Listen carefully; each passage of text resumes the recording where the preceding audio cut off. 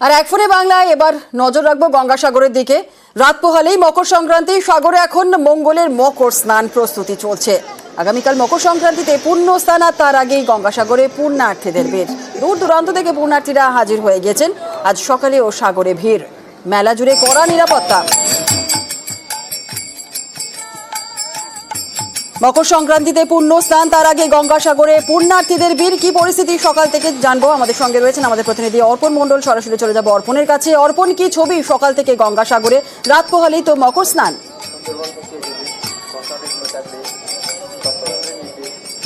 একদমই মকর স্নান রাত পোহালেই, তার আগে যেসব পুণ্যার্থী এসছেন ভারতবর্ষের বিভিন্ন প্রান্ত থেকে, তারা ইতিমধ্যেই স্নান শুরু করেছেন এবং গতকাল যা পরিসংখ্যান দেওয়া হয়েছে সেখানে 42 লক্ষ মানুষ ইতিমধ্যেই এই পুণ্য স্নান সারতে এসছেন, এমনটাই জানানো হয়েছে। এবং তুমি দেখবে যত দূর পর্যন্ত আমরা দেখছি সকাল থেকে কিন্তু হাজারে হাজারে মানুষ তারা পুণ্য স্নান সারছেন।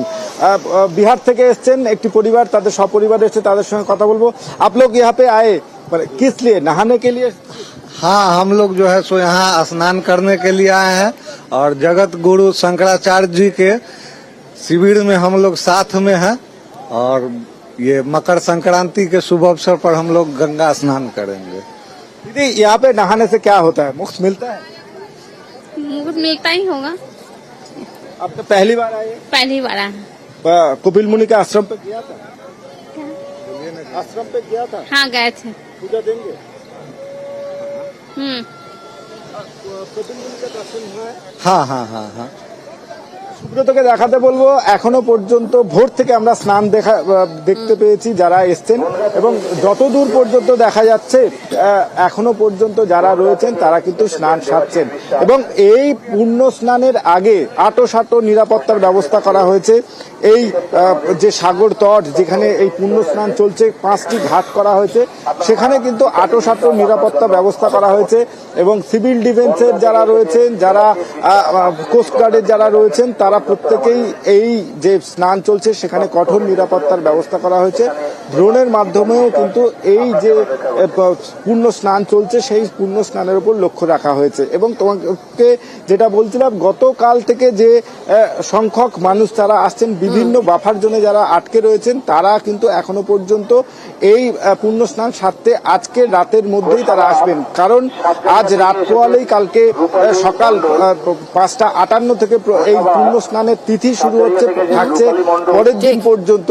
তাহলে দিন ভোর এবং রাত ভোর এই পূর্ণ স্নান চলবে, এবং সেই পূর্ণ স্নানকে ঘিরে আঁটো নিরাপত্তা ব্যবস্থা করা হয়েছে দক্ষিণ 24 পরগনা প্রশাসনের তরফ থেকে। বেশ, ধন্যবাদ অর্পণ।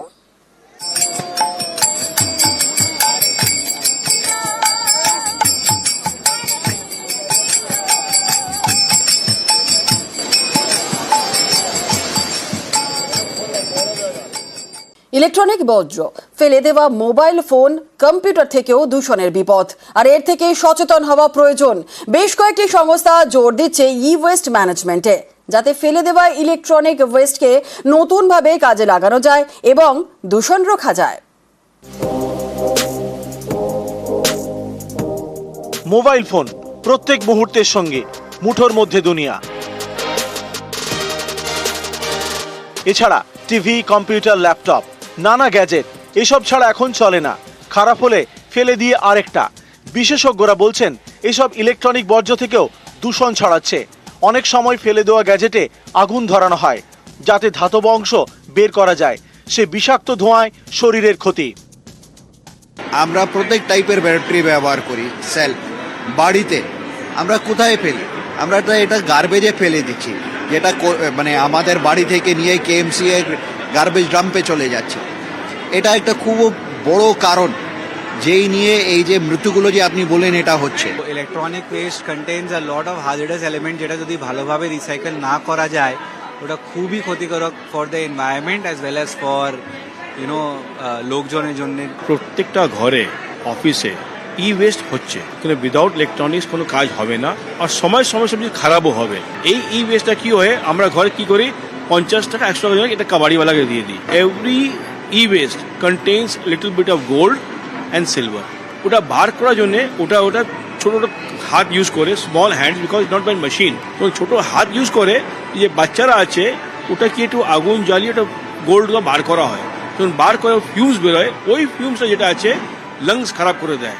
We collected 60 tonnes of E West. এই ই ওয়েস্টটা রিসাইক্লিং করার জন্য আমরা একটা রিসাইক্লিং কোম্পানিকে দিলাম।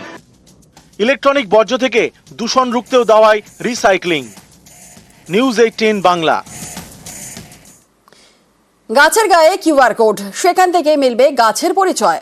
চন্দননগর স্ট্যান্ডে গাছের ডিজিটাল পরিচয়পত্র।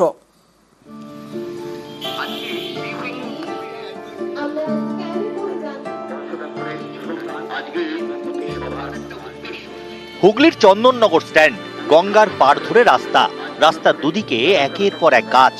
এইসব গাছের গায়ে ঝোলানো হয়েছে কিউআর কোড। মোবাইলে স্ক্যান করলেই মিলবে পরিচয়, নাম, বয়স, নানান তথ্য। আমাদের পৌর নিগমের পক্ষ থেকে যে উদ্যোগটা নেওয়া হয়েছে সত্যি এটা প্রশংসনীয়, কেননা পরিবেশ আমাদেরকে বাঁচিয়ে রেখেছে। আমরা বলি একটি গাছ একটি প্রাণ, আর এই যে কিউআর কোডটা ব্যবহার হলো, এটা থেকে কিন্তু অনেকে এই গাছপালা সম্পর্কে বিস্তারিত জানতে পারবে এবং গাছটা কত বছর, গাছটা তাদের গাছের উপকারিতাটা কি, এই সমস্তগুলো এই উদ্যোগকে আমি একদম সাধুবাদ জানাচ্ছি এবং ভীষণ ভালো উদ্যোগ। আমরাও চেষ্টা করব নাগরিক হিসাবে এই জিনিসটাকে একদম আমাদের এই চন্দননগর বা বিভিন্ন জায়গায় আমরা এটাকে ছড়িয়ে দিতে। প্রাচীন শহর চন্দননগর, এই শহরের নানা প্রান্তে রয়েছে বহু পুরনো গাছ, বসানো হয়েছে নতুন গাছও। এইসব গাছের নাম কি, কোন কাজে লাগে তা অনেকেই জানেন না। তাই সকলের কাছে গাছ সম্পর্কে আগ্রহ বাড়াতে উদ্যোগ নেয় চন্দননগর পুরসভা। মাস চারেক আগে শুরু হয় কাজ। চন্দননগর স্ট্যান্ড চত্বরে 249টি গাছ চিহ্নিত করা হয়। এর মধ্যে 12টি গাছে ঝোলানো হয়েছে কিউআর কোড। বাকি গাছে ধাপে ধাপে এই কিউআর কোড বসানো হবে। চন্দননগর পৌর নিগমের জীব বৈচিত্র্য ব্যবস্থাপনা কমিটির উদ্যোগে এক সবুজ উদ্যোগ আর কি বলা যেতে পারে, গাছের আত্মপরিচয় প্রকাশ। সেই সমস্ত মূল্যবান কিছু গাছও আছে যে গাছগুলোতে কিন্তু কোনো মানুষই কাটার কথা আগ্রহ প্রকাশ করবে না। 12টা গাছকে আজকে এখনই করতে পারবেন, আপনারা গেলেই স্ক্যান করলে পাবেন। যেহেতু 12ই জানুয়ারি 12 তারিখটা আমরা করেছি 12টা গাছ, আর এমনি আমাদের 249টা গাছ অলরেডি আইডেন্টিফাইড। হ্যাঁ, সেগুলো স্ট্যান্ডে আছে। আমাদের এই যে স্ট্যান্ড রোড, এই স্ট্যান্ড রোডে এই অঞ্চলটাকে আমার এই পৌর নিগমই প্রথম একটা গ্রিন জোন ডিক্লেয়ার করা হয়েছে। যে একটা কিউআর কোড, একটা আগামী প্রজন্মর কাছে যে একটা বার্তা দেওয়া, যারা এই টেক সেভি, তারা চটজলদি যদি জানার ইচ্ছা থাকে, উৎসুক থাকে, তারা স্ক্যান করেই ওরা জেনে নিতে পারবে যে এই গাছটা কি, গাছের উপকারিতা কি। চন্দননগর থেকে সোমনাথ ঘোষ, নিউজ 18 বাংলা।